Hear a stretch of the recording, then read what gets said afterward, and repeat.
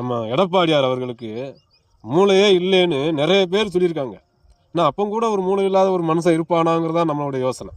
ஆனால் நேற்று ஒரு தேர்தல் அறிக்கை கொடுத்துருக்காரு பாருங்க, செம்ம காமெடி, செம்ம காமெடிங்க.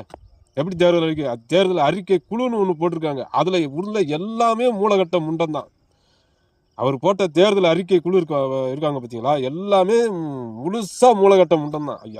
அதில் உள்ள எந்த ஒரு அமைச்சருக்கும் மூளைங்கிறதே ஒரு 1% கூட கிடையாது.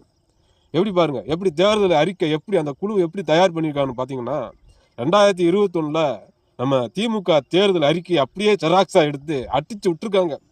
ஏன் மனச்சாட்சியா இருக்கா நீங்களாம்? மனுஷங்களாடா நீங்களாம்?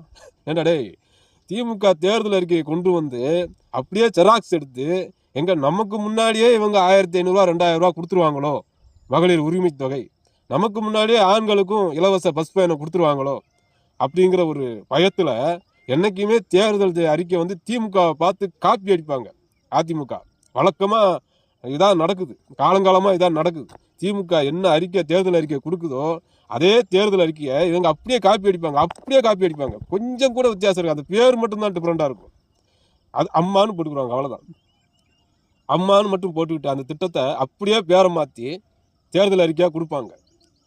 இதான் வழக்கம். அதுவும் திமுக தேர்தல் அறிக்கை வந்ததுக்கு அப்புறம் தான் இவங்க அறிவிப்பு செய்வாங்க. இப்போ முன்னக்கூட்டியே முந்திக்கிட்டாரா? இதுல எடப்பாடி பழனிசாமியோட தோல்வி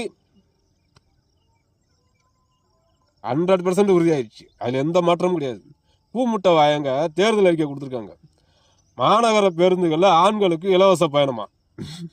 சரி, அது ஏற்கனவே திமுக தேர்தல் அறிக்கையில பெண்களுக்கு இலவச பயணம் கொடுக்கறத ரொம்ப கிண்டல் அடிச்சு லிப்டிக் பஸ்ன்னு சொல்லி கேவலப்படுத்தினாரு இந்த எடப்பாடி பழனிசாமி.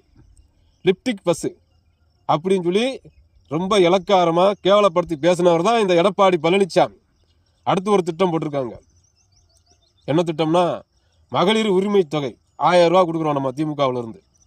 தளபதியார் அவர்கள், தமிழ்நாடு அரசாங்கம் இப்போ 1000 ரூபா திமுக மகளிர் உரிமை தொகை கொடுக்குறாங்க. இதை இவங்க 2000 ரூபாயை அதிகப்படுத்துறாங்களாம். அந்த மகளிர் உரிமை தொகை 1000 ரூபா நாங்க போட்டிருந்தோம் போன தேர்தல் அறிக்கையில. இவங்க ஏடிஎம்கேக்காரங்க 1500 ரூபா போட்டிருந்தாங்க. அது கூட நம்ம தந்தி டிவி செய்தியாளர் கேட்கும்போது, நீங்க 1000 ரூபாயா கொடுக்க முடியாதுன்னு சொல்றீங்க, 1500 ரூபாய் எப்படி கொடுப்பீங்கன்னு ஒரு கேள்வி கேட்கறாங்க. அப்படியே வாயை பொத்திக்கிட்டு கம்முனுட்டார். சரியா? அந்த 1000 ரூபாய் மகளிர் உரிமை தொகையை இப்ப 2000 ரூபாய் கொடுக்க போறாங்களாம். எப்படி நம்புவாங்க? போயும் ஒரு பிஜேபி கூட கூட்டணி வச்சுக்கிட்டு முழு சங்கியாவே மாறின உங்களை இனிமே தமிழ்நாட்டு மக்கள் நம்புறதுக்கு வாய்ப்பே இல்லை. எங்க ஆல்ரெடி தமிழ்நாட்டை போன 4 வருஷமா ஆண்டுங்க பார்த்தீங்களா, அப்பமே அடமானம் வச்சு பூசி மொழியாச்சு. எல்லா